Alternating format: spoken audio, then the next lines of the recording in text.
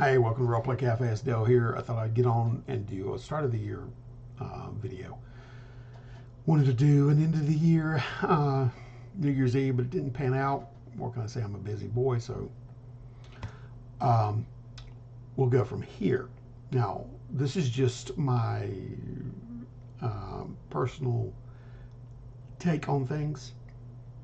Uh, my direction, the trajectory I'm heading with games, and my involvement with the channel, and especially the creative processes uh, of making games with Jason, and he makes some on his own as well as myself. Now, we're always doing APs on the channel. I'd like to get back to podcasting, some with Jason, which will probably happen since we're going to be there's several games on the docket, and we're going to be ramping up that soon after everything settles down from the end of the year. So it's impending, and we're on the precipice of that beginning. Now, the APs currently we've got on Wednesday nights, we alternate between Dragon Slayer and Joth, and I see no reason to change that because it's been successful and everybody's enjoying it. Now, if it comes to a point to where there's a community vote that we change systems or games or whatnot, that will happen at that time. But there's no thing right now where there's going to be an immediate change to that. So that looks entrenched. Now, I personally joined John, Dune, and Todd in John's Alien RPG Monday night game. And we've been playing that for some time. Now, releases have been irregular, to say the least. They have all been recorded, and they will be fully released to the end, which we have one more session to go. I was hoping to wrap it up by the end of 2024, but that didn't manifest itself. So we got one more session, because of the holiday slowdown, grind, availability, etc. One more session to go, and then the guys want to switch to the One Ring, and that's great. As far as myself, I don't know if my availability is going to allow that. Now, I told the guys that, and they reached out to Justin, and he's going to pick up the sword on that to replace me. Now, my personal situation could change. My availability could change, and I may be able to join, but he joined. Now, David joined. So, you've got Dune, Justin, Todd, Eric, and John running. And that's a fair complement of people. It's a fellowship. So one thing I did notice, though, when I picked up the book from Simbaroom, which I did pick up the Monster Codex as well. Fantastic art, right? So when I'm picking up the One Ring, and they're both Free League or either Free League associative books, the art struck me, and I was like, is this Martin Grip? And lo and behold, it is. So that to me is tantalizing. He's an excellent artist, very evocative. And if you haven't seen his work, I'd recommend you delve into it a little bit and go through some of the books. And anyway, so One Ring will be recorded whether or not I'm in game or not, and then it'll be uploaded to the channel, as well as Joth and Dragon Slayer.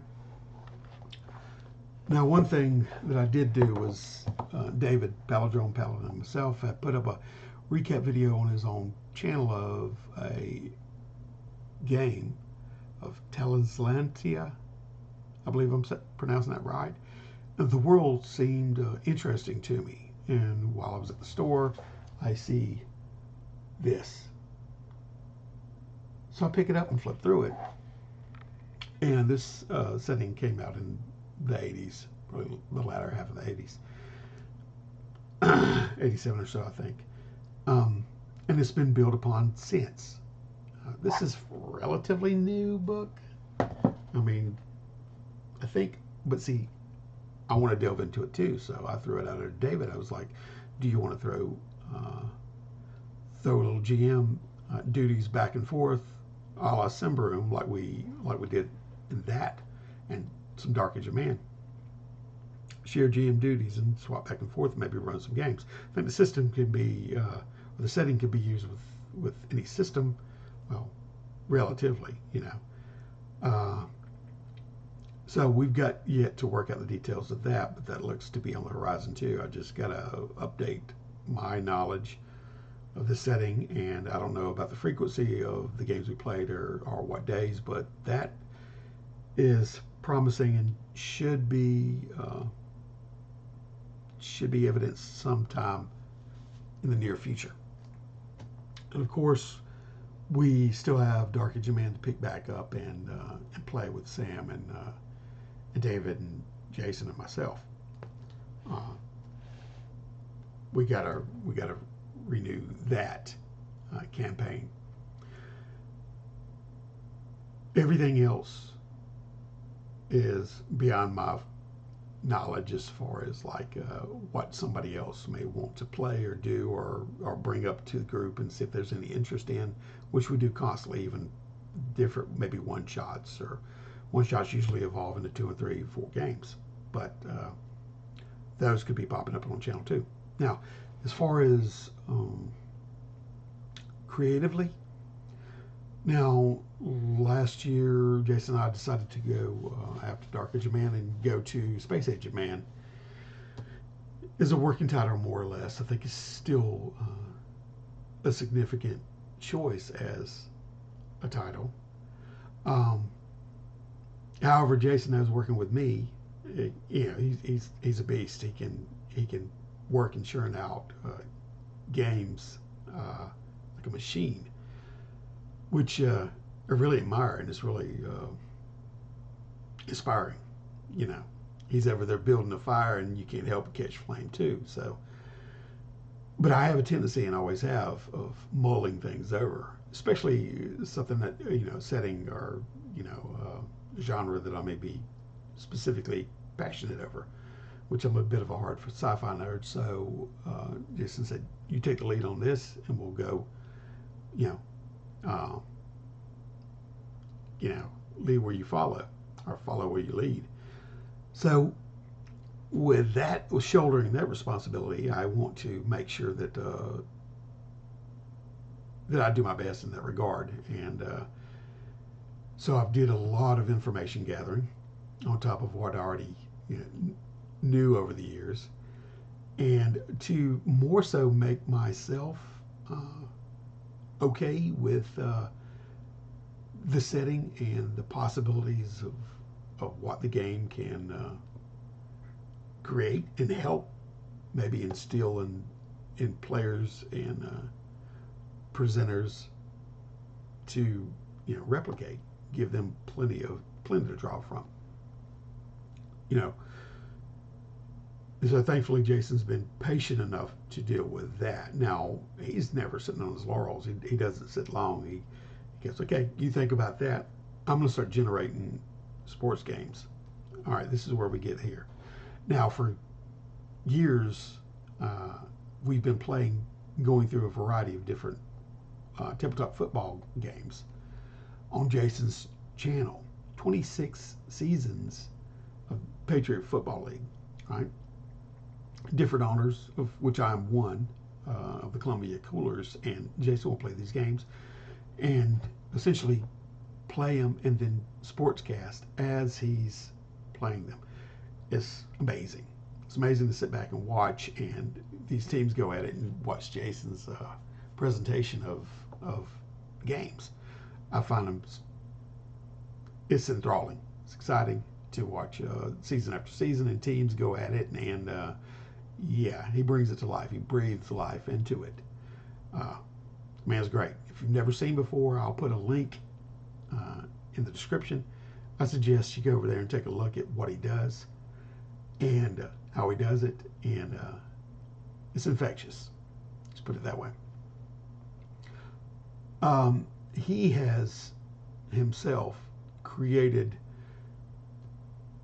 a setting based on, I think, an old movie called The Setup from 1945, I think.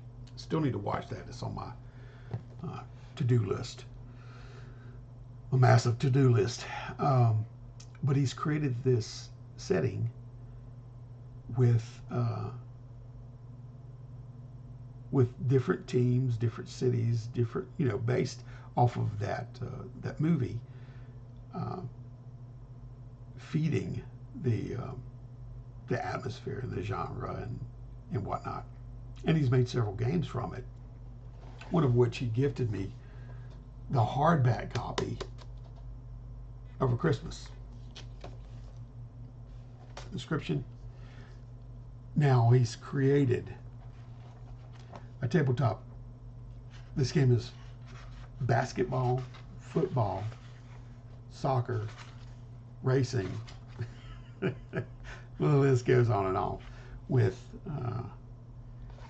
Paradise City, Unionville, all the players, Springfield, Fort Jefferson. He is packed it full. Boxing. Want to start manage a boxer, playing through his career, retiring. If you want to have races, and it's all during this time period primarily. This setting generates, and what's going on in the setting that this book provides. This interesting. You can see on the cover art itself, right? So, but you can take the engine that he's created and create your own setting if you like, or your own league or teams, or add to or subtract from, or what have. It's ever evolving the way he plays. Things happen.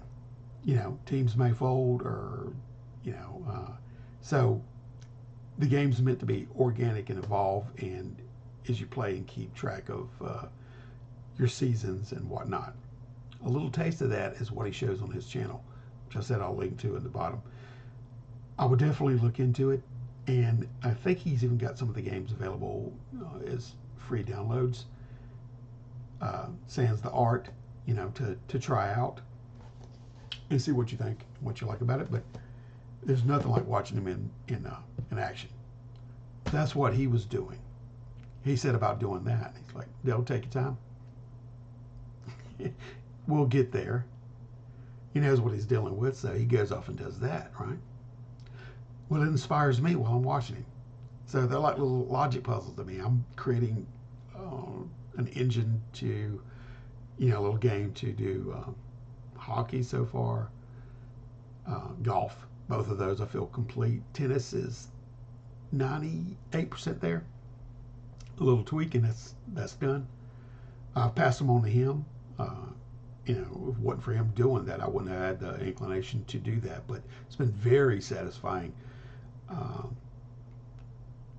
posing that question to myself. How would I mechanically represent authentically a sport, and then put it into play? That's what Jason does, and then he populates it with personas and cities and everything you would need. Statisticians and stats and the whole nine. So you're ready to go straight out of the gate when you get the book. But you also have the capacity to build your own from that. All right. But I feel personally at the state I am with Space Age of Man. Like I said, I'm a bit of a hard sci-fi nerd, so I have to feel good about the setting myself. Now, we could go and just do